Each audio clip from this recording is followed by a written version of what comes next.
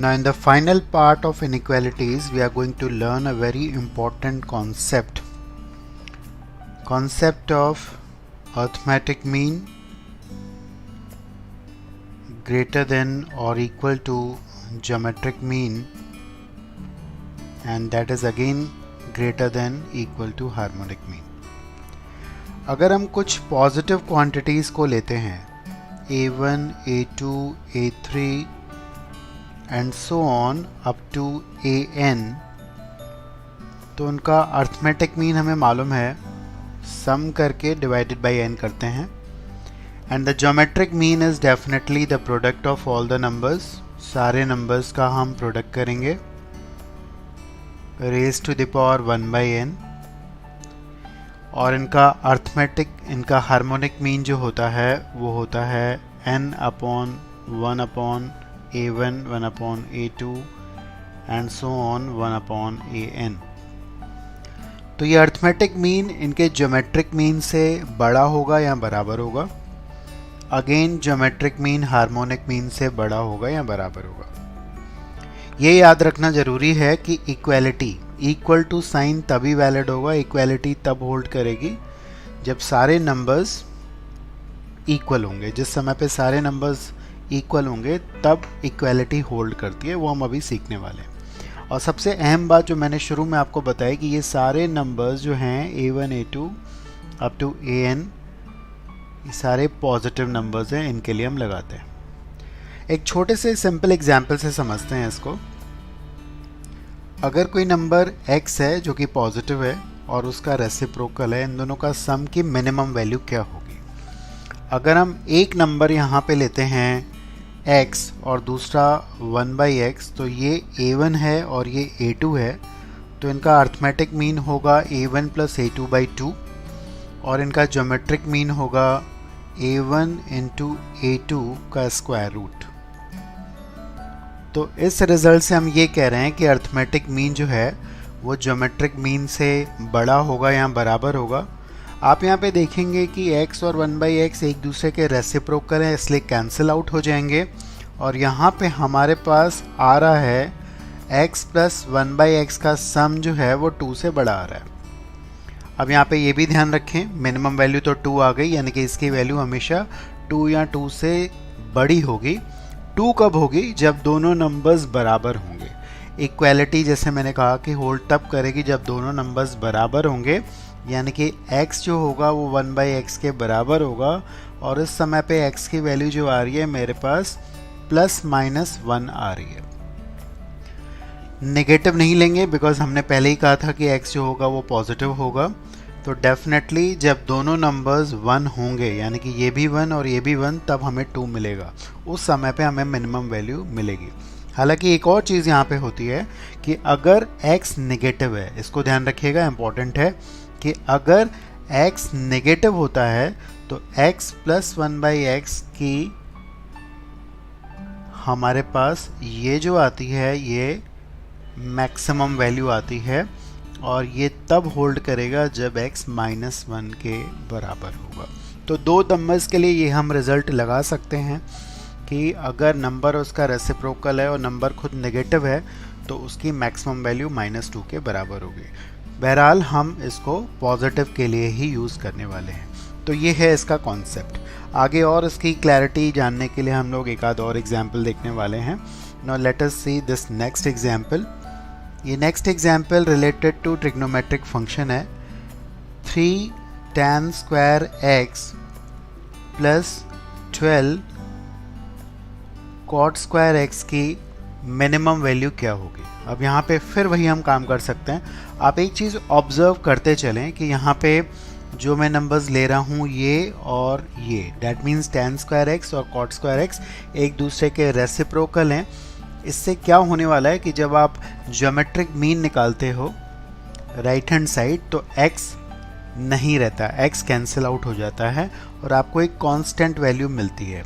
तो यहाँ पे हम देखें a plus b/2 is greater than और equal to 3 tan square x into 12 cot square x का स्क्वायर रूट. ये दोनों डेफिनेटली दोबारा कैंसिल आउट हो जाएंगे. ये वैल्यू हमें 6 मिलेगी और 2 इंटू 6 हो जाएगा 12।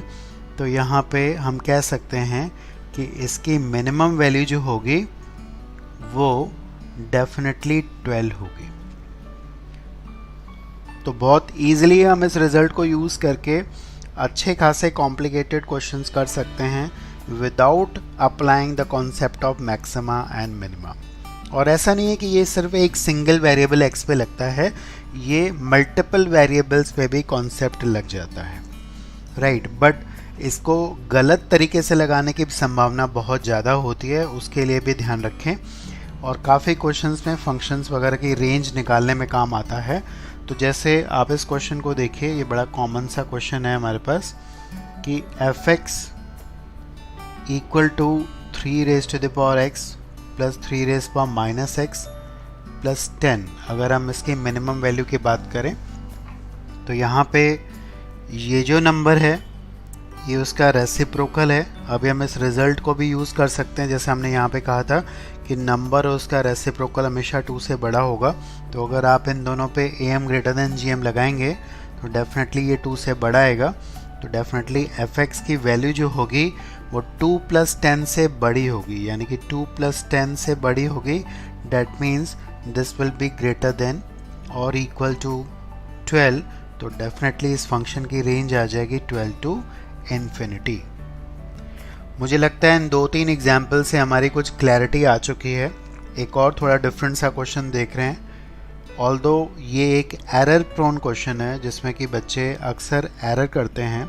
तो यहाँ पे हम अगेन इस ट्रिग्नोमेट्रिक फंक्शन की मिनिमम वैल्यू निकालने की बात कर रहे हैं।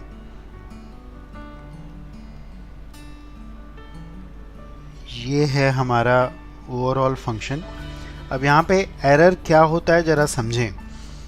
कई बार मैंने देखा है स्टूडेंट क्या करता है कि ये नंबर है और ये उसका रेसिप्रोकल है, जैसे अभी हमने रिज़ल्ट को यूज़ किया तो वो कहता है कि इन दोनों का सम जैसे हमने पढ़ा है ये 2 से बड़ा होगा। अब इसका स्क्वायर जो है वो 4 से बड़ा होगा डेफिनेटली। ये भी नंबर है और ये उसका रेसिप्रोकल है, ये भी 2 से बड़ा होगा और ये इसका स्क्वायर है तो यानी कि ये भी 4 से बड़ा होगा।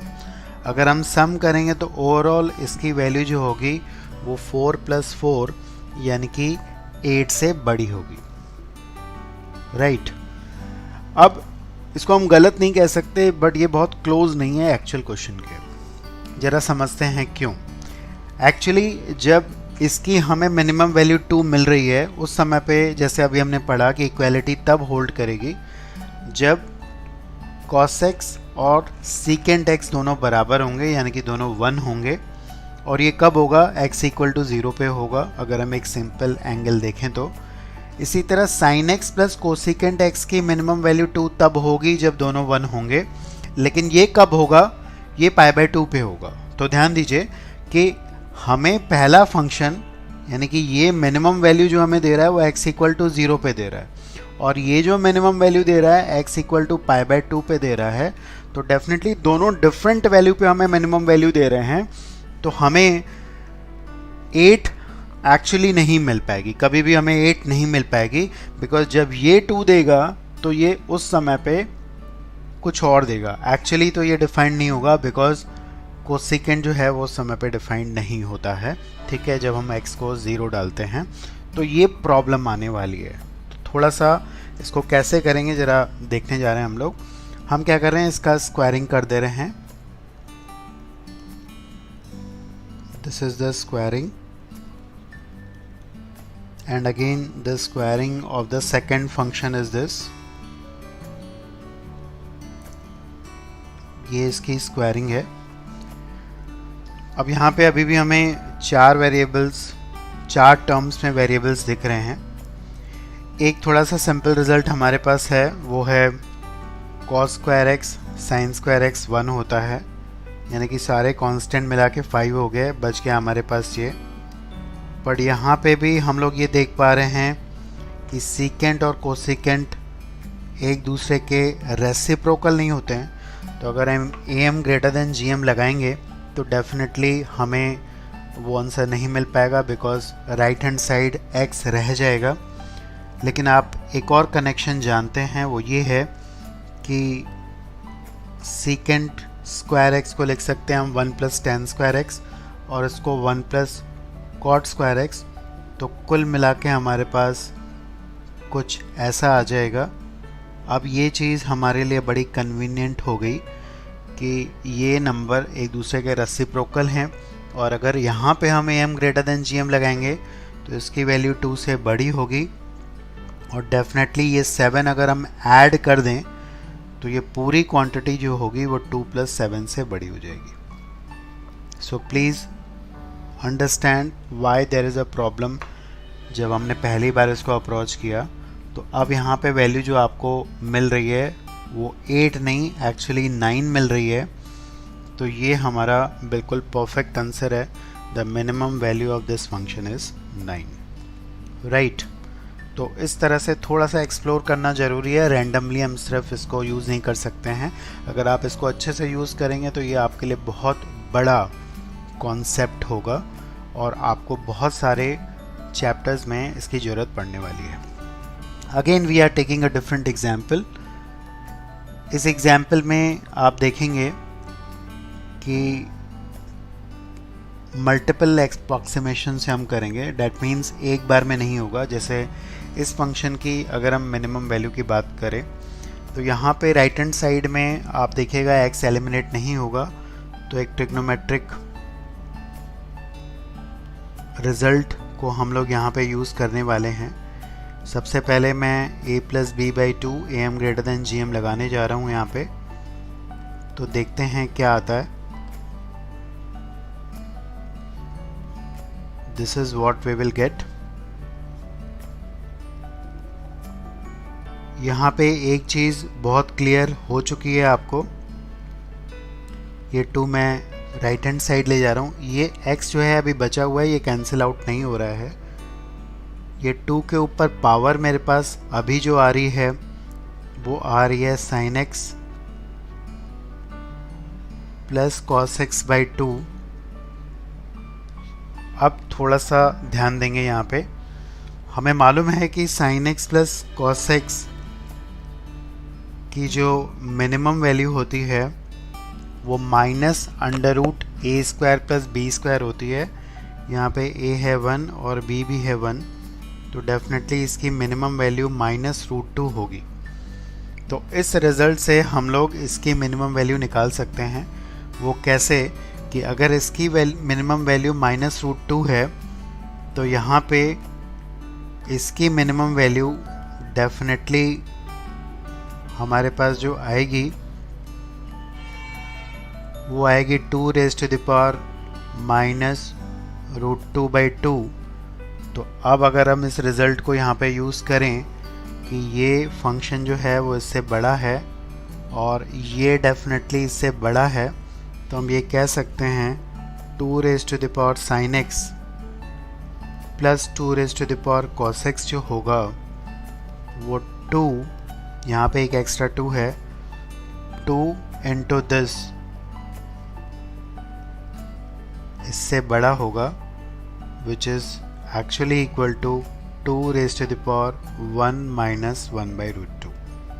तो इस तरह से हम यहाँ पे विदाउट एनी डिफ्रेंसिएशन बहुत ज़्यादा हम लोग परेशान ना होके बहुत आसानी से इस कॉन्सेप्ट को यूज़ करते हुए इसके मिनिमम वैल्यू को हम निकाल सकते हैं। आगे देखते हैं। अभी हमने इसको एक सिंगल वेरिएबल x पे ही लगाया है, हम इसको मल्टीपल वेरिएबल्स पे भी लगा सकते हैं। इस क्वेश्चन को ज़रा ध्यान से देखें।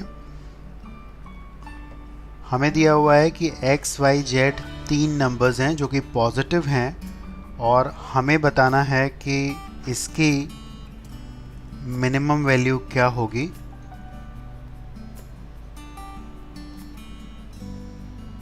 राइट। तो अगर आप बेसिक फॉर्मूले को रीविज़िट करेंगे, दोबारा से देखेंगे, तो आप एक चीज़ यहाँ पे देखेंगे, सिर्फ am ग्रेटर देन gm नहीं होता, am greater than gm greater than hm भी होता है। तो यहाँ पे मैं इसको लगा रहा हूँ am ग्रेटर देन और इक्वल टू hm। तो इससे हम इस रिज़ल्ट को कनेक्ट कर सकते हैं। क्योंकि एक्स वाई जेड पॉजिटिव हैं तो you can cross multiply these terms, आप इनको क्रॉस मल्टीप्लाई कर सकते हैं।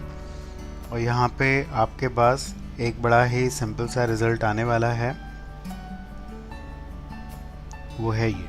डैट मीन्स इसकी मिनिमम वैल्यू जो होगी वो 9 से बड़ी होगी। आप देखिए कुछ क्वेश्चन ऐसे होते हैं जिसमें कि वेरिएबल्स ज़्यादा होते हैं और आपको परेशान करते हैं। जैसे इस क्वेश्चन को देखें, हमें दिया हुआ है कि 1 से लेकर A1 से लेकर AN तक कुछ पॉजिटिव क्वांटिटीज़ हैं और उनका सम 1 है। तो इनके रेसिप्रोकल के सम की मिनिमम वैल्यू क्या होगी? तो इसकी हमें निकालनी है मिनिमम वैल्यू। तो हम देखेंगे इसको हम किस तरह से कर पाएंगे। अगेन आप यही रिज़ल्ट से एक बार कोशिश कर सकते हैं। जस्ट पॉज द वीडियो और आप एक बार देखें, रीट्राई करें। और मैंने हिंट दे दिया, ऐसे ही कॉन्सेप्ट को लगा के आप इसको बहुत आसानी से कर सकते हैं। तो इसका सॉल्यूशन देखने जा रहे हैं हम लोग।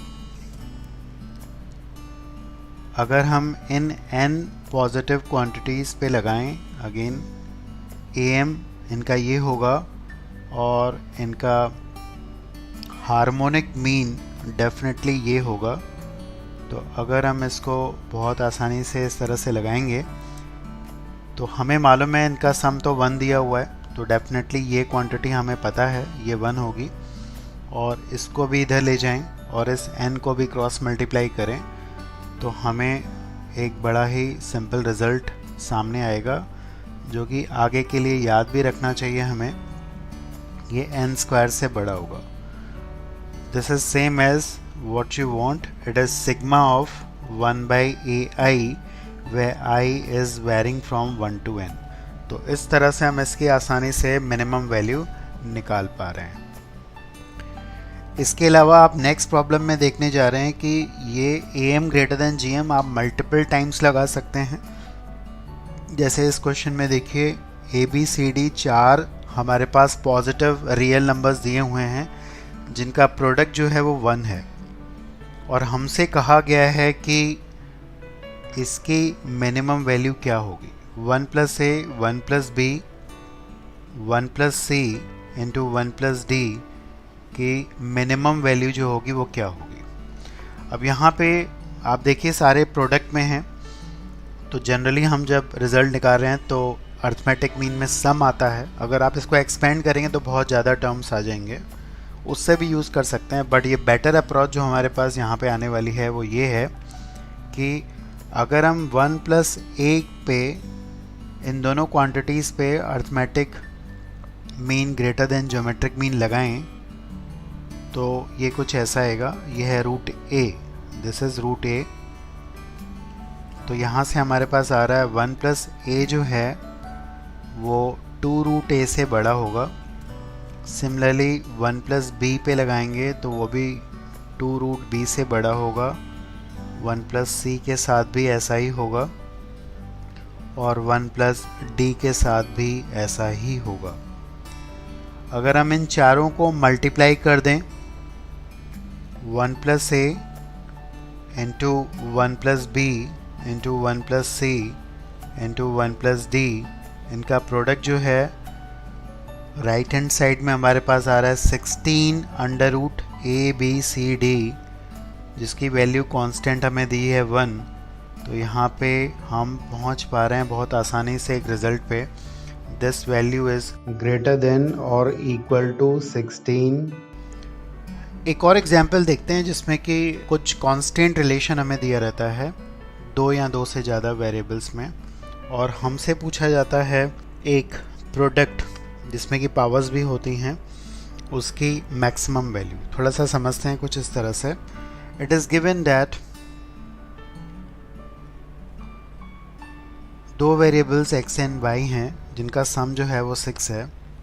यहाँ पे दोनों वेरिएबल्स x और y पॉजिटिव हैं और हमसे बोला गया है what is the maximum value of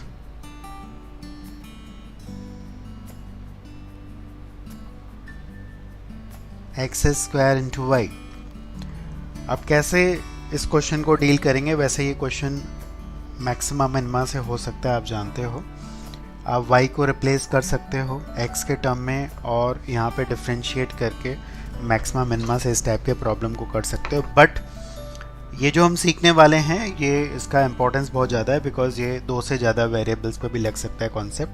तो हम क्या करेंगे, कॉन्सेप्ट को ध्यान से समझो। x के ऊपर पावर 2 है, इस x को 2 पार्ट में ब्रेक कर लेते हैं। इसी x को लिखते हैं x/2 प्लस x/2। डेफिनेटली लिख सकते हैं बिकॉज आधा आधा करेंगे तो सम x ही होगा ना, कुछ और तो होने वाला नहीं है। और एक थर्ड टर्म लेते हैं y, ठीक है।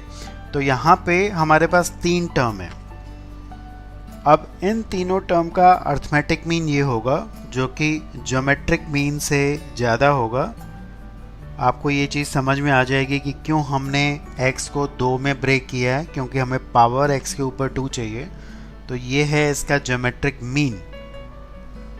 अब आप देखें कि ये बेसिकली क्या है, ये तो x प्लस वाई है जो कि हमें कांस्टेंट दिया हुआ है 6। तो 6/3 ये हो जाएगा 2 और इस तरफ जो हमारे पास चीज़ आ रही है वो आ रही है x²/4 इंटू वाई का क्यूब रूट। अगर हम दोनों तरफ क्यूब करें तो देखें हमें क्या मिलता है। दोनों तरफ क्यूब अगर हम करेंगे तो हमें मिलने वाला है इसकी मैक्सिमम वैल्यू, वो है 32। यहाँ पे y है तो ये आ रही है हमारे पास 32। तो x² इंटू वाई की मैक्सिमम वैल्यू हमारे पास आ रही है 32। अच्छा, ये बात अगेन इम्पॉर्टेंट है। अगर हमसे ये पूछा जाए that this minimum value will occur at what value of x, मैंने अभी आपको बताया था इक्वालिटी तब होल्ड करती है जब सारी क्वांटिटीज़ बराबर होंगी। फिर से याद दिला रहा हूँ, यानी कि x/2 तो x/2 के बराबर होगा, लेकिन ये भी y के बराबर होगा। डैट मीन्स x जो है वो 2y के बराबर होगा तब होगा। तो अगर x 2y के बराबर होगा तो यहाँ पे अगर हम पुट करें तो उस समय पे हमारे पास y की वैल्यू 2 आ जाती है और x की वैल्यू 4 हो जाती है। तो ये आपको जो मैक्सिमम वैल्यू मिलेगी वो तब मिलेगी जब x is 4 and y is equal to 2। तो ये भी हमसे पूछा जा सकता है। अब ये चीज़ हम जैसे कहा कि हम 2 क्वांटिटीज़ पे नहीं 2 से ज़्यादा क्वांटिटीज़ पे भी लगा सकते हैं। देखने जा रहे हैं एक प्रॉब्लम जिसमें कि 2 से ज़्यादा वेरिएबल्स हैं, इसलिए इसकी इम्पोर्टेंस ज़्यादा है। वैसे तो हम इसको मैक्सिमा मिनिमा से भी कर सकते थे। So this is the problem in 3 variables. What is given to us is x plus 3y plus z is equal to 10। ये हमें दिया हुआ है बच्चों, और हमसे पूछा गया है कि x³ y² एंड z5 की मैक्सिमम वैल्यू क्या होगी। और यहाँ पे फिर दिया हुआ है, ये ज़रूरी है देना कि x y z तीनों जो हैं पॉजिटिव हैं, तभी हम इस इनइक्वालिटी का यूज़ कर सकते हैं। बिल्कुल रैंडमली नहीं चलना है। Again just recap the logics जो भी हमने अभी पढ़ी। अब यहाँ पे x को हम 3 पार्ट्स में ब्रेक करने वाले हैं। तो इस x को मैं लिखने जा रहा हूँ x/3 x/3 और इस 3y को हम 2 पार्ट में ब्रेक करेंगे बिकॉज पावर 2 है। तो मैं 3y को लिख रहा हूँ 3y/2 प्लस 3y/2 और z को हम 5 बार ब्रेक करेंगे बिकॉज पावर हमें 5 चाहिए, 5 चाहिए। तो I am breaking z into 5 times. इस तरह से हम z को ब्रेक कर रहे हैं 5 बार। अब ये है अर्थमेटिक मीन, लेकिन बाई हमें कितना करना है, कितने टर्म्स हैं यहाँ पे टोटल मिला के 10 टर्म है। तो ये आ जाएगा अर्थमेटिक मीन जो कि इसके ज्योमेट्रिक मीन से बड़ा होगा। ज्योमेट्रिक मीन में क्या होगा, ये प्रोडक्ट होगा सबका, इन तीनों का प्रोडक्ट हो जाएगा x/3 का होल क्यूब, इन दोनों का प्रोडक्ट हो जाएगा 3y/2 का होल स्क्वायर, और इन पांचों का प्रोडक्ट हो जाएगा जो कि होगा z/5 raised to the power 5, the 10th root of this. तो ये है इसका ज्योमेट्रिक मीन। आई थिंक आपको समझ में आ रहा है। प्लीज़ पॉज करके दोबारा से देखिए क्या मैंने लिखा है। तो 10 क्वांटिटीज़ का अर्थमेटिक मीन उनके ज्योमेट्रिक मीन से बड़ा होगा। अब फिर से ध्यान दीजिए कि ये जो हमने लेफ्ट हैंड साइड लिखा है, ये पूरी क्वांटिटी जो हमारे पास अभी चल रही है, ये है क्या, ये बेसिकली 10 के बराबर है, बिकॉज ये तीनों का सम तो x ही होगा, इसी को आपने ब्रेक किया था। इन दोनों का सम तो 3y है और इन पांचों का टर्म तो डेफिनेटली z है। तो ये 10 है, 20 भी यहाँ पे दे सकता था मैं, कोई दिक्कत नहीं है। तो यहाँ पे 10 दिया हुआ है, तो ये चीज़ हमारी हो जाएगी 1। और इस तरफ हमारे पास क्या आने वाला है वो भी देख लेते हैं। कुछ ऐसा आएगा, नीचे आएगा हमारे पास 3, 2 स्क्वायर और z5 raise to the power 1/10 है। अगर दोनों तरफ हम पावर 10 कर दें, सो this is what you will get. ये हमें मिलेगा इसकी maximum value which is 3 into 2 square into 5 raised to the power 5. Now again understand one thing कि ये हमें मिलेगी कब, when we will get this maximum value। ये बात समझना अगेन बहुत ज़रूरी है। अभी मैंने बताया था कि जब इक्वालिटी होल्ड करेगी, तो कब होल्ड करेगी इक्वालिटी? जब, सोच के देखो कब होल्ड करेगी, जब सारी क्वांटिटीज़ जो होंगी वो बराबर होंगी, यानी कि x/3 जो होगा वो 3y/2 के बराबर होगा और ये z/5 के बराबर होगा। मान लेते हैं ये k के बराबर है, तो यहाँ से आ रहा है x 3k हो जाएगा, 3y जो हो जाएगा 2k हो जाएगा और z जो हो जाएगा वो 5k हो जाएगा। हमें दिया हुआ था x + 3y प्लस z = 10। अगर हम यहाँ पे सब्स्टिट्यूट करेंगे तो हमें k की वैल्यू 1 मिलेगी। तो डेफिनेटली उस समय पे जब ये मैक्सिमम वैल्यू देगा, उस समय पे x 3 होगा, y जो हो जाएगा वो हो जाएगा 2/3 और z जो हो जाएगा वो डेफिनेटली हमारा 5 हो जाएगा। So this is when we will get the maximum value. तो आप ये बात सीख चुके हैं यहाँ पे कि आप कितनी भी क्वांटिटीज़ पे लगा सकते हैं और कोई इसमें लिमिटेशंस नहीं है। So this is all for the inequality. Just recap whole things और डेफिनेटली आप इसमें और प्रैक्टिस कर सकते हैं। Thank you.